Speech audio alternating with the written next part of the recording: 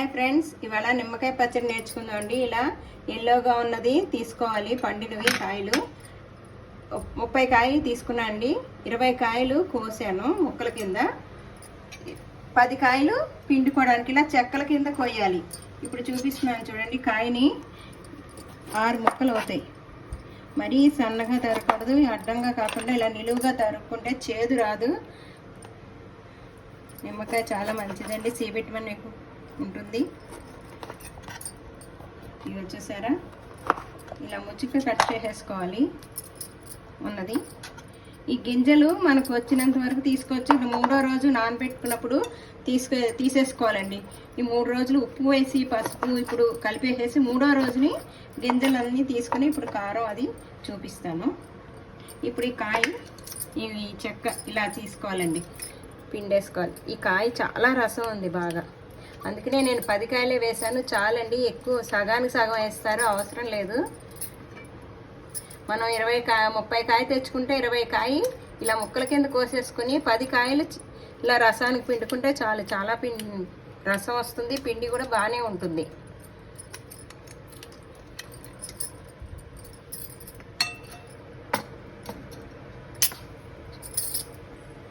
ఇదిగోండి, గ్లాసుడు ఉప్పు తీసుకోవాలి 25 కాయకి.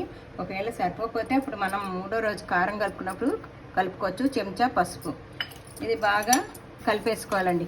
ఇలా అడుక్కి పైకి బాగా ఉప్పు అది కలిసేటట్టు చూసుకొని మనం 3వ రోజు ఎండబెట్టుకోవాలండి. ఒక ఎండబెట్టాలి ముక్కలు. ముక్కలు పిండేసుకునండి, ముక్కలు ప్లాస్టిక్ కవర్ మీద ఎండబెట్టుకోవాలండి, ఊట కాదు. ఇదిగోండి, 3వ రోజు ముక్కలు ఎండబెట్టానండి నేను, ఊట తీసేసి. ఇప్పుడు 4వ రోజు ఇది. మనం మెంతులు బాగా దోరగా వేయించుకోవాలి, క్రీమ్ కలర్లోకి రావాలి, లేకపోతే తక్కువ వేగితే జిగురు వస్తుంది. ఈ విధంగా మిక్సీ చేసేసుకోవాలి. ఒక 2 చెంచాలు మెంతి పొడి, 1 చెంచా ఆవాలు కూడా వేయించేసుకోవాలి. నేను విడివిడిగా వేయించుకుని మిక్సీ చేసుకున్నదండి. బాగా అడుగుని పైకి కలుపుకోవాలి, బాగా కలిసేలాగా. ఇప్పుడు కారము, మనం ఉప్పు ఇక్కడ దాకా సగం వేసుకున్న తలగొట్టి వేసుకున్నాము. కారం ఈ కూడా ఇంత పడుతుంది. ఈ కారం కూడా వేసేసుకుని కలిపేసుకోవాలండి. ఒక 1/2 గ్లాసుడు దాకా నూనె వేసుకోవచ్చు. ఈ నిమ్మకాయకి ఎక్కువ నూనె పడుతుందండి. నూనె కాగాక అప్పుడు మనం ఇంగు వేసుకోవాలండి. చల్లారాక నిమ్మకాయలో కలుపుకోవాలి. ఇంగు నూనె కాచుకున్నాను, చల్లారింది. ఇది దీంట్లో వేసుకుని కలుపుకుందాం. ఇలా చూసారా, మొత్తం ఇలాగా బాగా కలిపేసుకోవాలి. సంవత్సరం దాకా ఉంటుందండి ఈ మాదిరిగా నేను చెప్పినట్టు పెట్టుకుంటే. ఎండ పెట్టుకుంటే పెట్టుకోండి, లేకపోతే లేదు. నేనైతే పెడతానండి ఒక ఎండ, ఇంకా సంవత్సరం దాకా చూసుకోక్కర్లేదు. మరి వెల్లిపాయలు వేసుకోవాలంటే ఇంగు బదులు వేసుకోవచ్చు మీరు, నేనైతే వేయనండి.